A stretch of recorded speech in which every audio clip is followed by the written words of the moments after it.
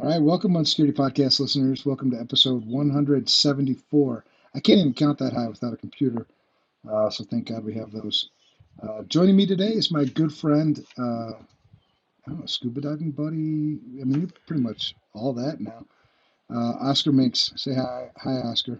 Hey everybody, thanks for having me on today, Evan. Appreciate it. Looking forward to some good conversation. Yeah, man, we've been trying to switch things up a little bit, get some new guests, coming in. And you're one of those guys that I always love talking to. We talk all week about all kinds of crazy stuff we're working on. Our marketing team gave us something to talk about today. The concern, or in some cases panic, some cases fear mongering over Russian cyber attacks. Let's break this down a little bit. Yeah, let's do it, man. Are you Um, getting? Are we getting some lag here? no, I don't think so. I think we're good. I thought you were going to keep talking there, and then I realized that was a cue for me to talk, and I failed, man. We can start all over if you want.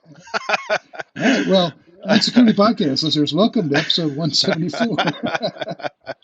No, yeah, you see a lot of fear mongering out there, and the one article we'll dig into. But I've got this question a lot, and I know we were requested to talk about it on the Hackerbox a couple months ago. I feel like this is a topic that's really, you know, been at the top of a lot of people's minds, and I've seen a lot of people weigh in their thoughts. Some experts, some not experts. Um, but I can tell you from my point of view and our experience, the work that we're doing today. Um, the threat from Russia's always been real. This isn't anything new, right? It's not like Right. suddenly one day because of the Ukrainian conflict we had a threat from Russia. Like, no, it has been for a really long time. Mhm. But the more interesting point that I'd like to bring up is what we're seeing domestically today from Russia since that Ukrainian conflict started has actually decreased significantly. Right. Um, and that doesn't mean the threat isn't real. The threat isn't still there. But I can say that the activities by those Russian APTs targeting American and domestic entities um, has reduced. Well, you're right, man. I mean, the threats have always been there. We've always had nation state actors, tooling around doing the things that they're doing. Now, if I was responsible for protecting the grid or, some critical infrastructure, which in some places I am, I do what I can, to help those organizations, be better. There's Mm-hmm. so many things that are outside of our control. So, do I lose sleep over it? No, I don't lose sleep over it. I've got a 17-year-old daughter. I lose sleep over that. Um, so you put these things into perspective. I think one of the things that people struggle with is just understanding how risk works, right? You've got Mm-hmm. the likelihood of something bad happening, the impact if it did. So let's take that, to Russia. The likelihood, I think, is the same. If not, it's probably minimized because they're busy. Yeah, They're busy in an active conflict right now. Sure, the U.S. has always been an enemy, but they've got a lot of work to do, taking out communications and things in Ukraine. And it mm-hmm. seems like they're having trouble doing that. Yeah, I agree. They're very preoccupied right now. Not saying that there are still activity targeting domestic entities. There are. But I believe you hit the nail on the head there. The reason we've seen that reduction in activity domestically is they're preoccupied in an active conflict today. Yeah. I know one thing too in that article, and maybe we'll get to this, but you know, it's stated in there that Ukraine or Russia had some successful attacks on Ukraine uh, preceding the invasion and actually shut down their power grid. Um, that's kind of true, right? But it's kind of not true too. And I want to make sure we clear that up for folks. Russia did attack the Ukrainian power grid successfully like 7 years ago. And so I don't think that's related to this conflict at all. Um, there, there were attempts to shut down the Ukrainian power grid, but Ukraine was able to successfully defend those in their most recent conflict.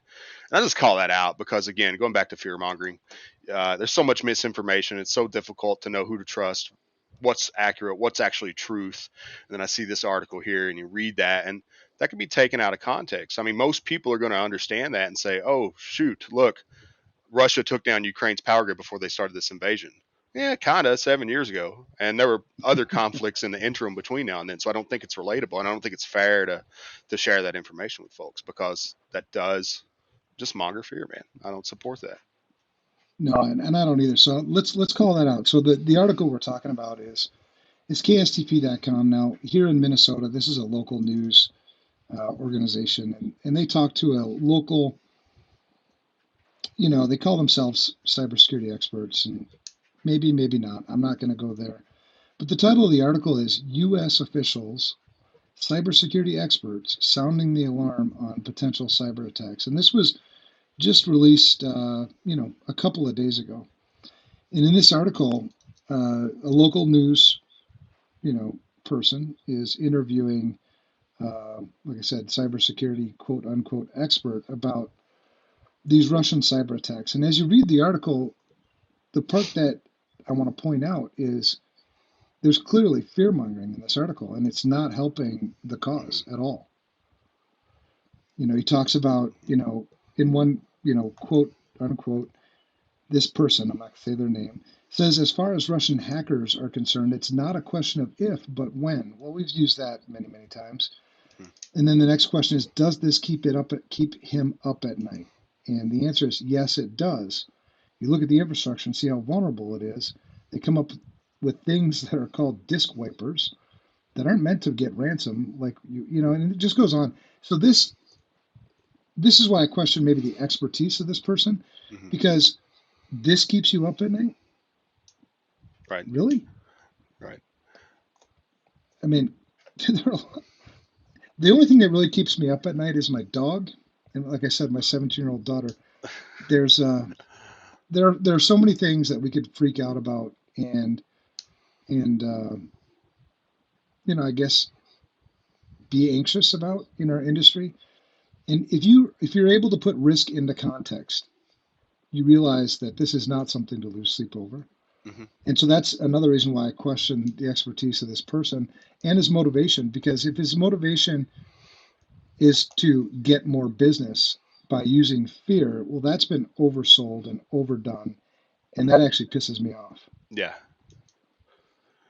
Yeah, it's funny to me. I mean, they call out that our administration sounded the alarm, right? How many times have our administration sounded the alarm in the last 5 years? Right, this isn't anything new. I mean, Right. solar winds a year ago, right?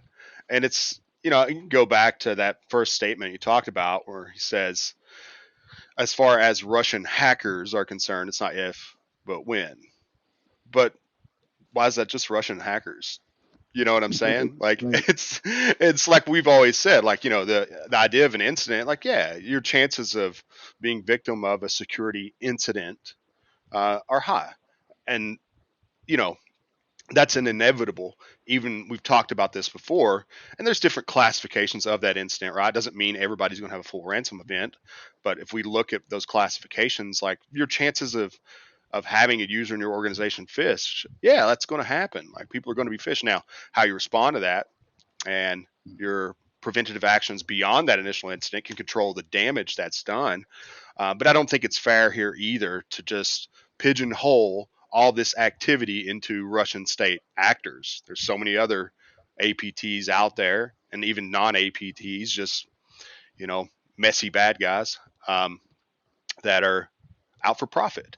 And that's like going down where he's talking about the Whopper, like that's something new. Like that's nothing new, right? And like Right. what's the point of bringing up a disc Whopper? And also I can tell you, we don't see that. That's not like the goal of these incidents isn't to just destruct. The goal is always to monetize, to profit. And Mhm. so what opportunity do they have to profit and monetize if they're going the route of just pure destruction? And so that there's just a whole lot of stuff in here that doesn't make sense to me. And honestly, like, when I seen this article, I was a little bit like, oh, we're going to talk about this again. But I think it's good to talk about this and work through to maybe educate our listeners here on how to identify this fear mongering BS how to really understand what's important to you and be able to sort through um, the BS, man. I don't know what else to call it, but BS. I know it'd be nice if we didn't have to be quite as politically correct on the podcast and we couldn't use Yeah. the words we actually want to use. But uh, yeah, it's very, very frustrating because when I look at the people who are on our side and the people who we're working against, I almost put this person in the bucket of somebody we're working against Hmm. because you're not helping anybody if they're just fearful for the sake of being fearful or based on some false information that you're giving them. If you're fearful because there's something really to be fearful about, meaning you have knowledge, you understand how this works, and now you're afraid, okay, Hmm. that I legitimately get. Steve Marsden, who worked at FRSecure for the longest time, he used to tell everybody, you know when the time is to panic when you see Evan panic. Hmm. I mean, if you see me freaking out, well, then yeah, it's probably time to freak out and let's get Yep. some guns and head for the hills.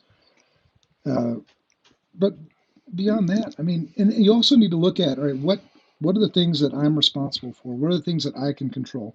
Rather than me worrying about something that I have no control over or very little control over, Hmm. right? I can influence. I can call my senator, my representatives. I can, ask difficult questions. What are we doing about this? What are we doing about that? You can do those kinds of things. But what I can control is my own house. I Hmm. can secure my own, internet, my own network here. I can control the customers that I work for.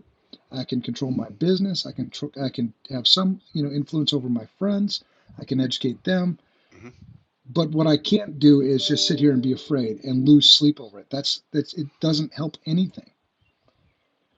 So Yeah. my advice to everybody, and most of the people that we work with, small to mid-sized businesses or even enterprise businesses, right?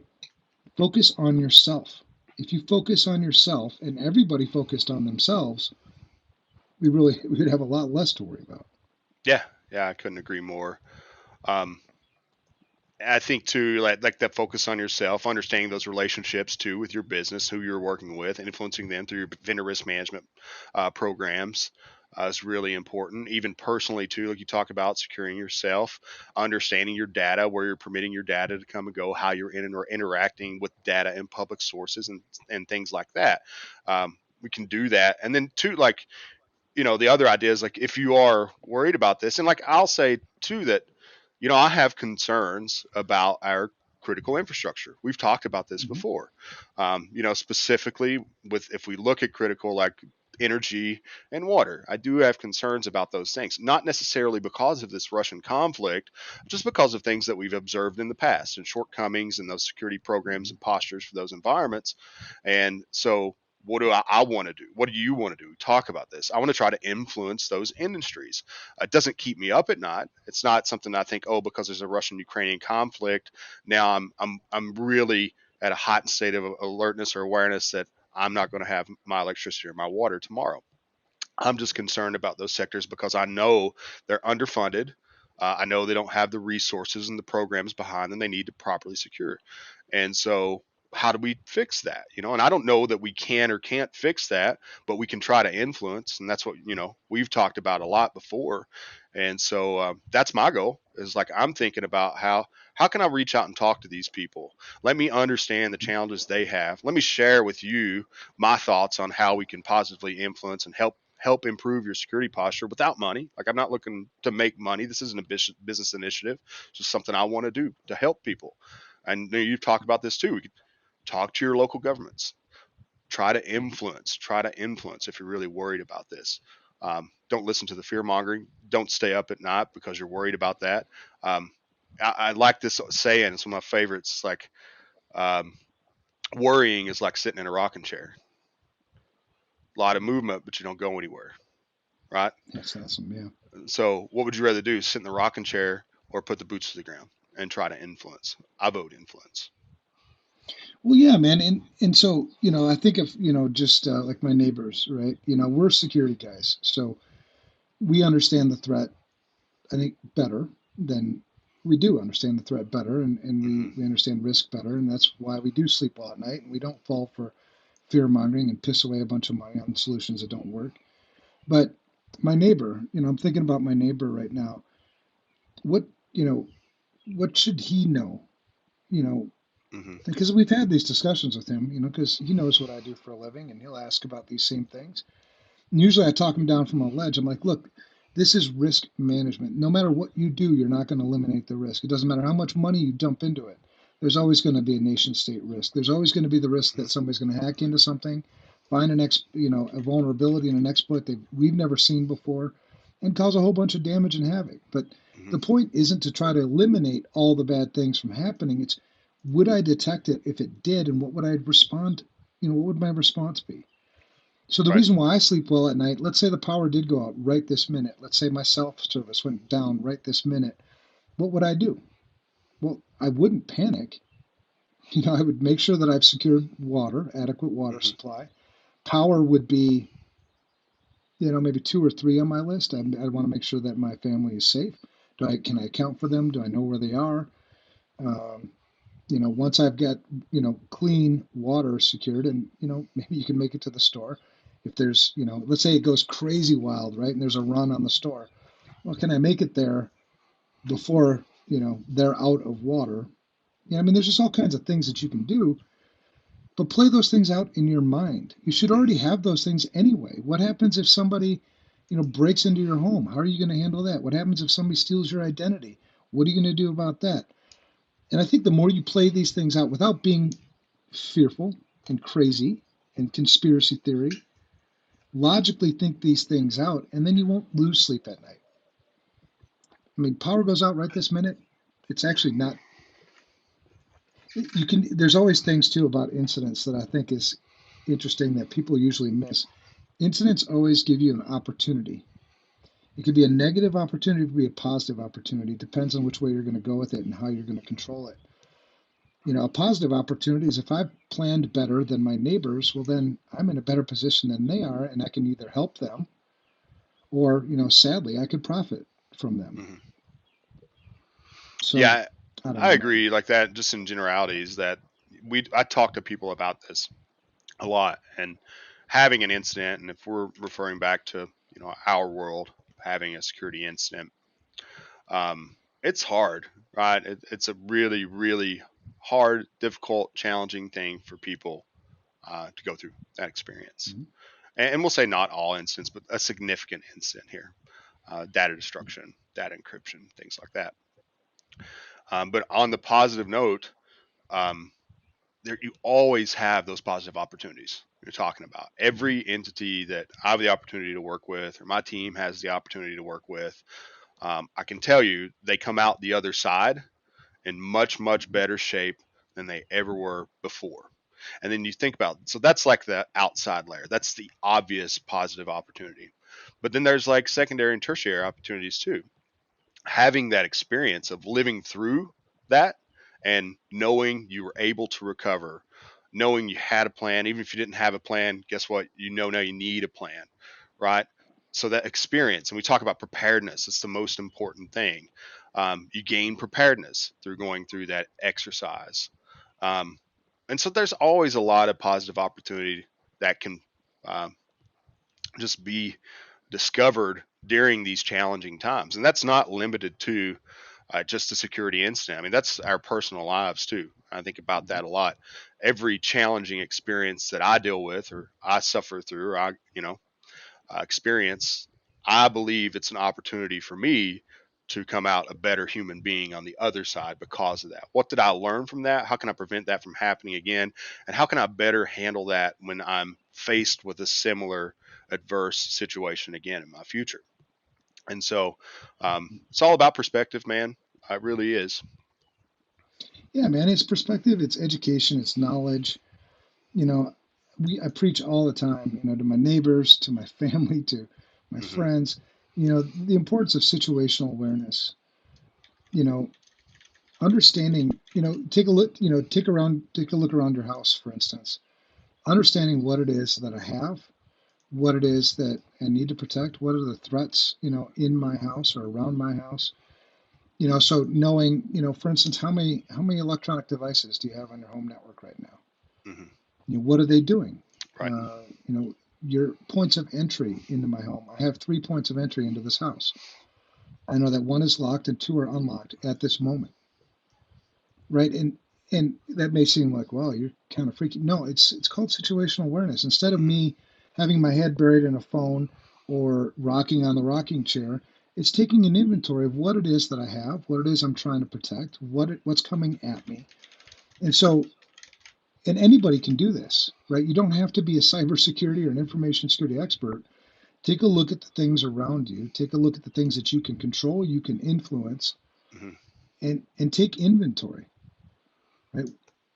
It's crazy how many people just have all kinds of things going on in their house, in their homes, Mhm. in their lives, and they have no idea. Yeah. Yeah, I completely agree. You know, And I take that to a business too, right? We've said it yeah. before. You can't protect the things you don't know you have. Mhm.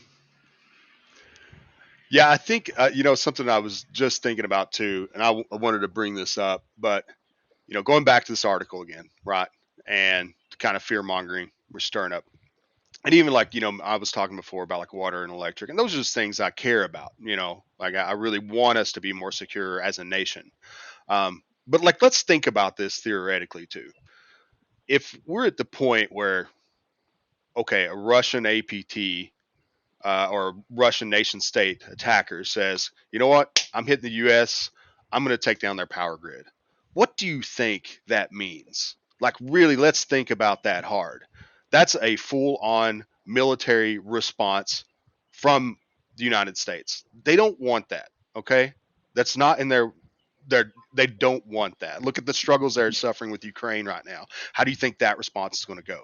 So the chances of them crossing that boundary are extremely low. Now let's go back in time too. Let's think about the Colonial Pipeline attack last year, right? Dark Side hits Colonial Pipeline. What did Dark Side do? Whoops, my bad. We're sorry. We didn't mean to do that. We're shutting down operations. We disappear, right? So they accidentally crossed a boundary there. And I don't think they knew their implications were going to be as large as they were when they executed that attack. And I think they said, oh, shoot, we overstepped here. Let's disappear real quick because we're in trouble, right?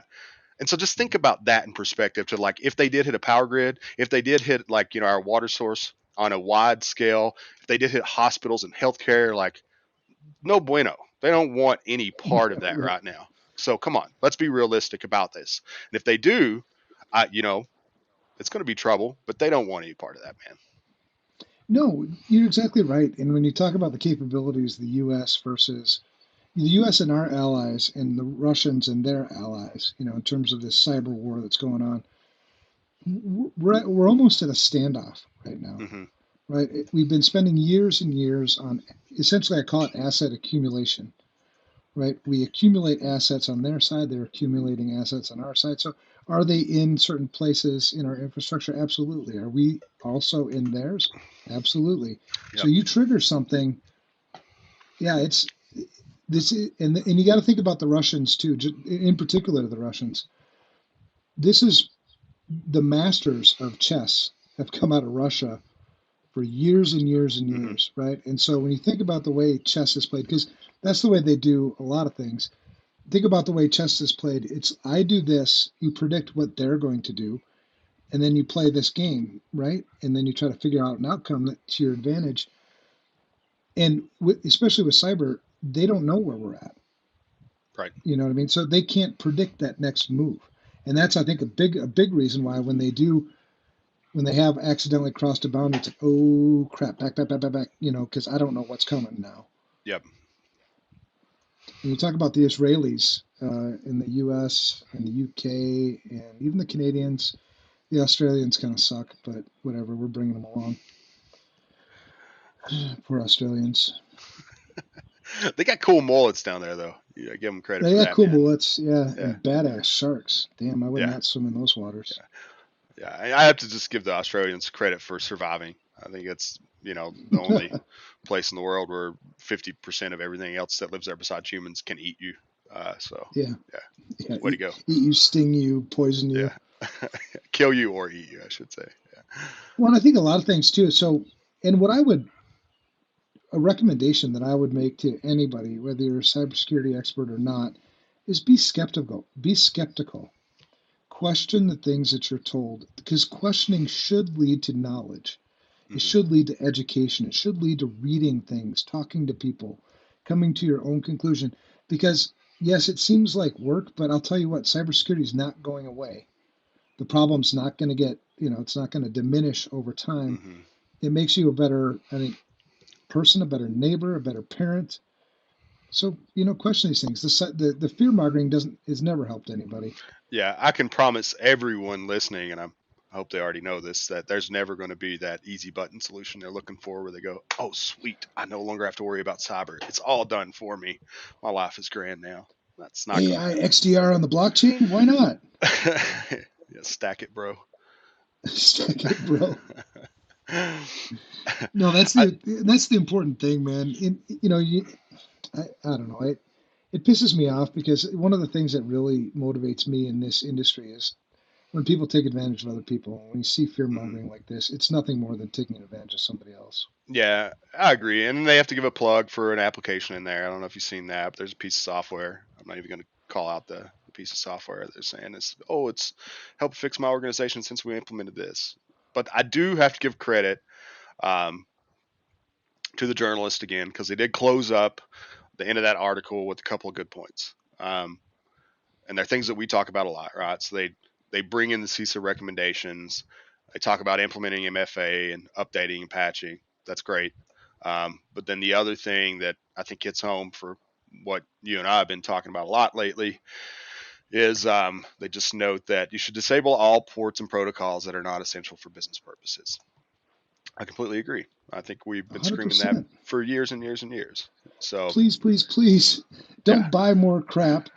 Use your firewall the way it was supposed to be used in the first place. When right. firewalls invented back in 60 something.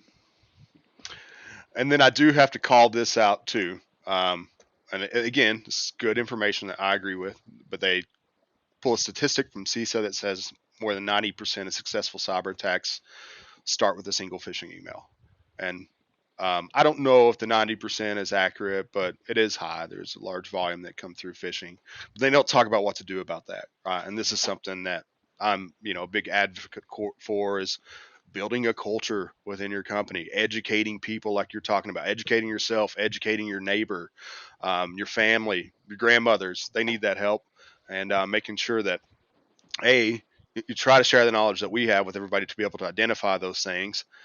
B, if you're a business owner, you make sure that your people a know how to identify those, but B, they feel really comfortable telling you or your security team or whoever that is when they see these emails and say, hey, I found this. This could be a fish. This might not be. I don't know. I'm erring on the side of caution. Also, I clicked the link. So I want to make sure that you know about this with no fear of Yep. retribution because I've seen that so much. People be like, "Oh crap, I clicked that link. Oh man, I don't want to get in trouble." Boom, delete the email, move on, pretend it never happened, but it still happened. And so Right. I wish they would have explored those things a little bit more. At least they made it as sentences in the article, but you know, covering the basics is so important. Right. And there's no app, like you said, there's no application that's going to fix this. So stop looking for the application. There's no technology that's going to fix human beings. It's going to always come down to human beings. The people Yep. behind the keyboard, the people coding the applications, right? And even the people delivering the emails. I mean, does anybody ever think that the email we actually, or IT actually delivered that email to the inbox of the user that clicked the link? What role do they play in that? Hmm. You know what I mean? Yep. We all play a role. Yeah. Yeah, for sure. All right, You're man. right, man. It's the Speaking of human. that, It's oh, always go going to ahead. be the human. Sorry, yeah. Just it's always the human. I mean, like even if we've got these beautiful, perfect security postures and the best security program in the world, and our external footprint is ironclad, our internal network is so segmented, and we've MFA'd everything, and we're fully patched, and all this great, beautiful things. Like we still got those humans, man, and we're always going to be susceptible. Humans are innately vulnerable. Just a fact. Well, yeah, and it's not just the humans behind the keyboard either, right? It's the humans who Hmm. are developing the applications and all those nice blinky lights, and they create flaws all the time. That's why we got a patch Hmm. every 14 seconds. Yeah. All these applications. And then go back to like the Lazarus stuff. I know Lazarus was all over the news like a month ago, right? And you see a lot of their tactics. They weren't highly skilled elite hackers. Those guys were relying on a lot of influence, social engineering, and like corporate insiders too. Giving somebody a stack of cash that worked for a business that they wanted access to. I mean, you got Yeah. disgruntled employees. That's a huge vulnerability to your organization. Make sure you keep your people Yep. happy. Scammers be scamming, dog. Yeah, man. Hey, did you see that email that I sent earlier this week from Microsoft? I did the OneDrive. Yeah, that was a Yeah, legit email, wasn't it? yeah, it was. Did it not look scammy as hell? It Scammy did. AF. Yeah, I got that email and I was I like, seen it. no, no, no, no, no. I am not going to click the links. And then I'm like, wait a second. This is legit. This is Yeah. really came from Microsoft. And I'm like, how? Oh, it just defeats the purpose so much when Microsoft does stuff like that because Hmm. we're teaching people not to click those links. And also the That, message too, like in there, it's like if you don't do this, something bad will happen. Like classic technique. I've seen that myself, and I looked at it. My first thought was, "Oh wow, this is good. Oh, this is legit." it just ticks me off when big companies, unravel, so much what we're trying to do. Yeah, Oh boy. All right. So yeah, to man. wrap this up, man, don't lose sleep over Russian cyber attacks. Russian cyber attacks, this threat has been there forever. Not ever, but since the advent of computers, right? We've always been at odds since World War II, right? Hmm. So this is not going away. And like you said, you're on the inside of a lot of these things, right? Our incident response team is going from incident to incident to incident on a real regular basis.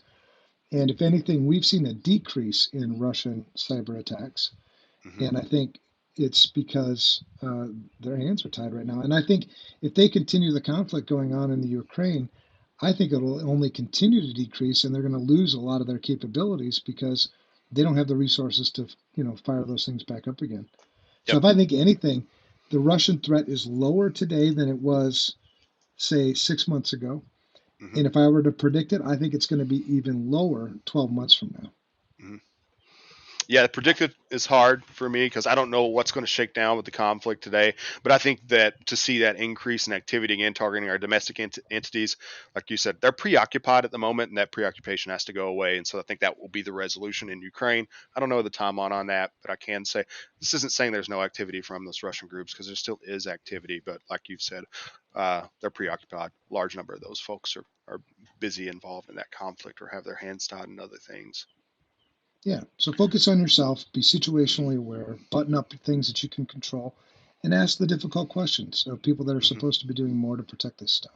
Yeah, and That would two, be like my advice. when people are finding articles like this as well, and I don't think the intention of the journalist who did this is bad, right? And we could look at it's the messaging of the person they're interviewing that I disagree with, but more so educate yourself. Take the time, like Evan said, to teach yourself. Ask questions from those around you who may know things that you don't. Hell, reach out to us. I mean, we're contactable. If you're curious, is this true? Is this not true? What should I be doing? Always willing to dedicate time to talk to people and educate people. But try to learn things for yourself. Don't accept what they're feeding you through the fire hose as truth always, because I see a lot of misinformation out there, and it gets my goat, man. You and me both. That's why we're in this business, man. We're trying to help people. Yep. All right. Any shout outs? Give me a shout out. Who are you going to give a shout out to? Um, and I'm just going to give a shout out to my entire security team at FRSecure because I say this all the time. It's the best security team in the world. I love each and every one on that team. And every day I wake up and I got to work with these folks, and I feel just blessed and honored and completely lucky to be in my position, and also just to have the opportunity to build these relationships, get to know and get to work with such special, passionate, driven people. So shout out to the security team. Awesome, man. I'm going to give a shout out to all of our four-legged friends. We talked about this, a couple times this week, man.